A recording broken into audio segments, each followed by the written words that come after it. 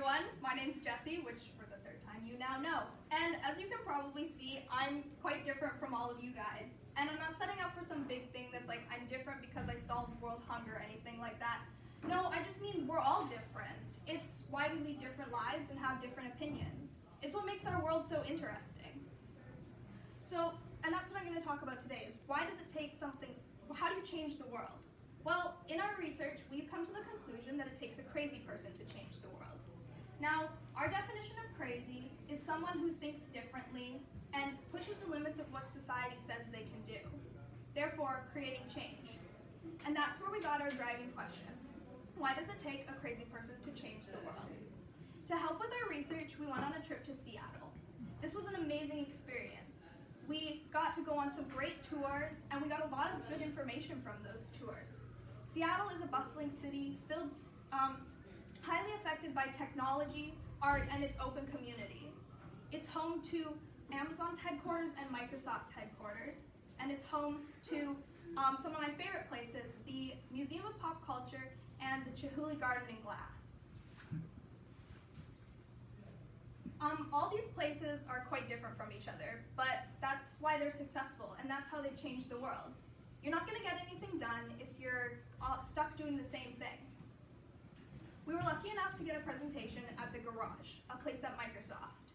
One of the things they told us there was that diverse teams make better work.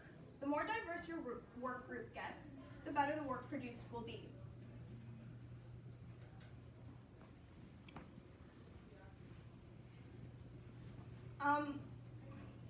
Amazon is headquartered all around Seattle, which was not what I expected when we toured the city. It's very much a part of the community, and they don't make a big statement about their buildings. One of their buildings, however, does not quite fit in with the community, and that would have to be the Seattle Spheres. The Seattle Spheres are a set of 3 glass bubbles filled to the brim with exotic plants. This place is designed to enhance creativity and productivity. Amazon's goal was that was what Amazon's goal for this was. This building sticks out among all the tall, rigid buildings of Seattle. Amazon decided that they could change the current workspace, so they took the cubicle office and just cut some corners.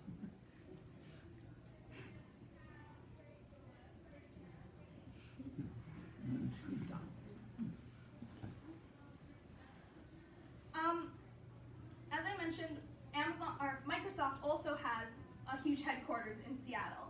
However, it's less scattered than Amazon's headquarters are. When you go onto campus, you know that this is Microsoft's space. On campus, as I said before, we had a presentation at the Garage. Our speaker there told us a lot more about the Garage. The Garage is a department created by Microsoft, and they have a similar goal to Amazon's Spheres, and that is to enhance creativity and productivity. It's a very cozy atmosphere. They have snack bars, couches, and very personalized meeting rooms. Microsoft's goal with this space was to encourage their employees to create something that they're passionate about. They offer a huge amount of resources, and they encourage their employees to use those. During our presentation, our speaker told us something, and that was that the workers there are all doers, not talkers, meaning they don't sit around saying we should really get involved with our community.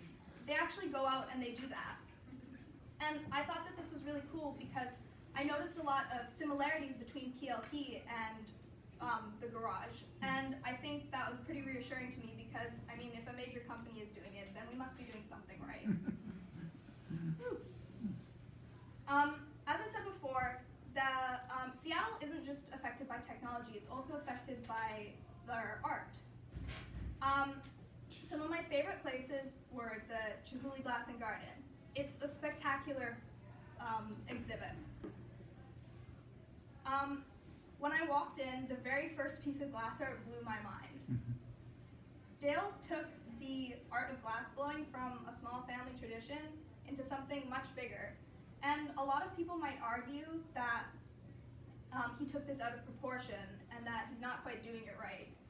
But honestly, it's kind of become a style of its own, and I think that's really what separates him from other artists. You know, for such a fragile medium, he creates such bold pieces, and I think that really sticks out.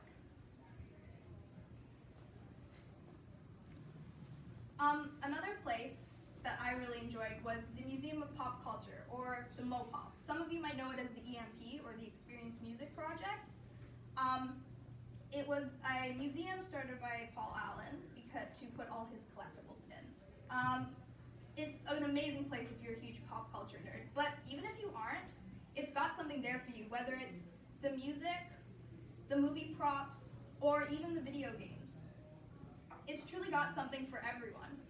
But it's not just what's on the inside, but the outside of the building, and I know that goes against everything about how beauty is on the inside. But the outside of this building is truly unique. It looks like something right out of a sci-fi film, and it sticks out just like the Amazon spheres. And I think that really brings a liveliness to the community.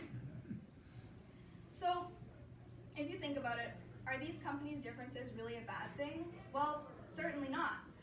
These are a wonderful thing. It's what allows them to have such a huge impact on the world. And that's what creates this change. Now, I know what some of you might be thinking, well, these people, yeah, they're crazy, and that's what a lot of people think. But some of you might be thinking, well, I'm not crazy, but I could change the world. But I think if you've got an idea that no one has seen before, and that's different and unique, and you think could change the world, well, that seems pretty crazy to me.